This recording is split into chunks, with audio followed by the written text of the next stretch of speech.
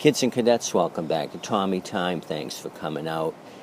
This is a Troy-built machine, self-propelled. Production date June of 2012. Briggs & Stratton quantum style, probably a 625 or a 675, most likely. I took this in on trade along with a pressure washer. I had sold a self-propelled to a lady with a large yard.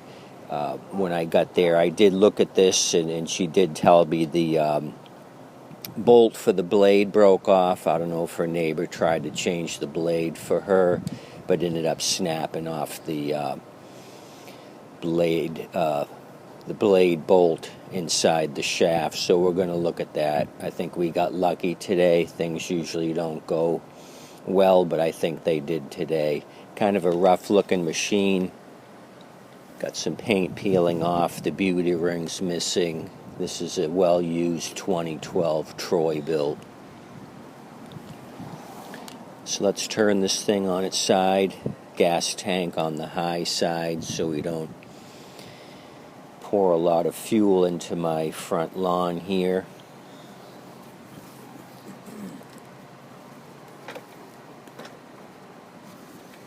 There is some deck rust. Let me bring the camera down and I'll show you what we did.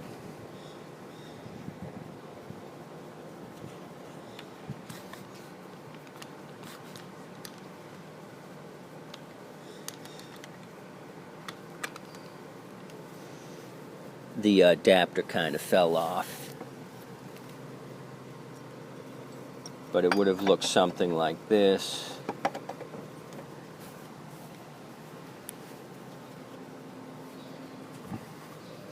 This cover goes here, actually. Two 10mm bolts hold this on. It comes through the adapter here, just wide enough to remove the plastic. So this is more flush with the engine block. It's not all the way down. But anyway, this is how I got it. The bolt had broken off in there. I could see it. So I tried pulling off the adapter. A lot of rust under the tube here.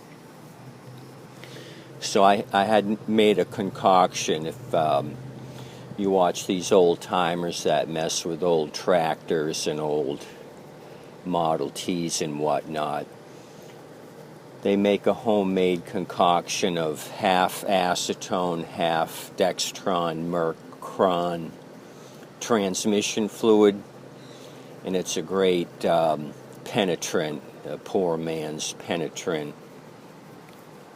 So we'll discuss that in a second. So I poured some down into the tube here, let it sit for about 10 minutes. Took my 3-pound Persuasion and started tapping on the back here and then down. Tapping out, tapping down. Broke that rust free. The adapter came off, which is what you want. Sometimes they're so rusty they're a bear to get off. Sometimes I can't get them off. So let me tilt this back here. Don't go anywhere. I got to prop this up with a blade so it doesn't topple over.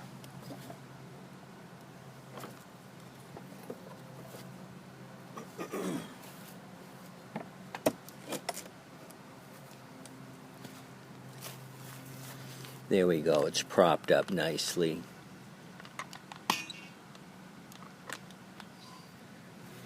So you can see the broken off bolt here. There's just barely enough showing here, and I'm thinking, how am I going to get that out? What's the next course of action? Thinking it was all rusty in there. So I go to wiggle it. notice that it's kind of moving up and down, I stuck my fingernail in there and started backing it off. That never happens. So I was able to get enough grip on it to back it off. It is coming off till right about there, and it's a little tight, but that's enough to get some channel locks or vice grips on there. There's enough meat on there where I'm going to get this thing off. So let me back it down. If this was not cooperating as it is, what I think my next course of action would be to take a nut, put it on here, get a magnet to hold it there, and just take my MIG welder and fill in the inside of the nut here.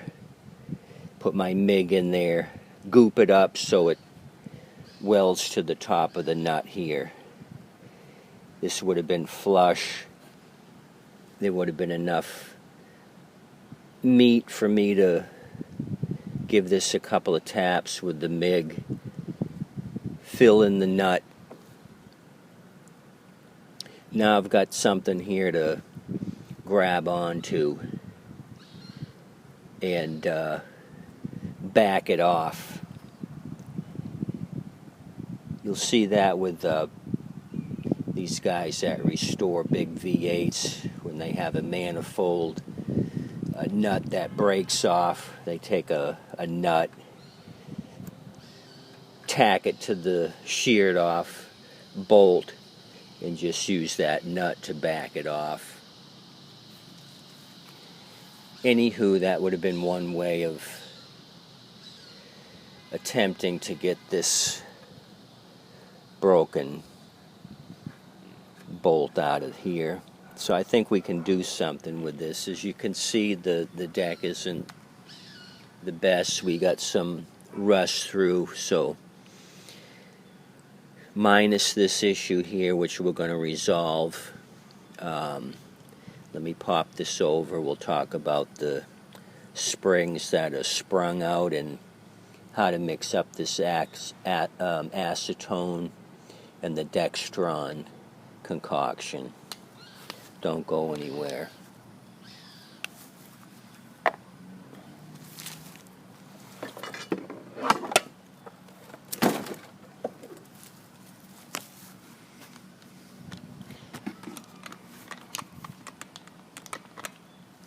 So we got a tweaked out governor spring here that's screwed up, and somebody's oversprung the air vane spring.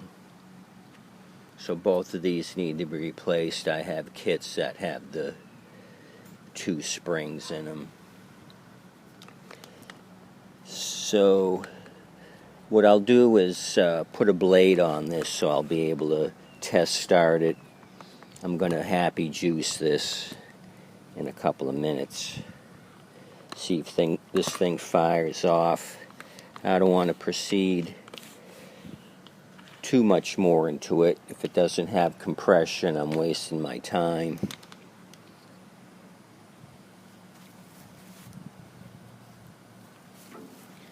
So if you go to Wally World or the big box hardware stores, Home Depot, Lowe's, you can buy acetone. This is a gallon. I used to buy government vehicles at auctions, either Sheriff's Department, police, Parks and Rec, whatever, and they would peel off the lettering on the side, leave the glue. I would use the acetone to wipe down the glue to get a clean surface. But don't leave it on paint too long or it'll pull the paint off. You got to be quick and careful.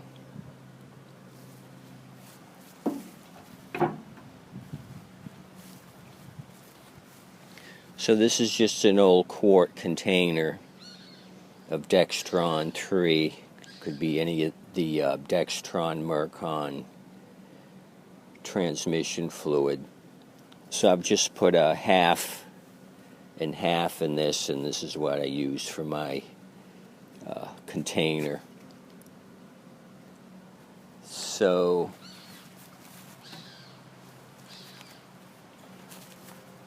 you can get yourself one of these squeezy tubes and put it in here, easy to dispense, got the small tip here.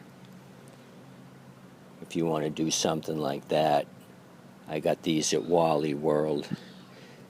You could probably buy them online, just the clear ketchup or barbecue sauce bottle. That would work for you. So that concoction works great on rusty stuff. I'm surprised it knocked it loose. Sometimes I'd leave it for 12 to 24 hours, let it penetrate, then try it. I always have 500 projects to do, so I'm not standing around waiting for this stuff to work. I can move on to something else, keep moving, keep shaking. So there you have it on this Troy-Bilt 2012. We'll proceed with this project. It'll be a cheapie since the deck is in such rough condition. A lot of wear on the front tires, so I think we can make some progress with this. Appreciate you coming out, checking out this machine. Have a good day today. Come back and see me, like and subscribe, all that jazz.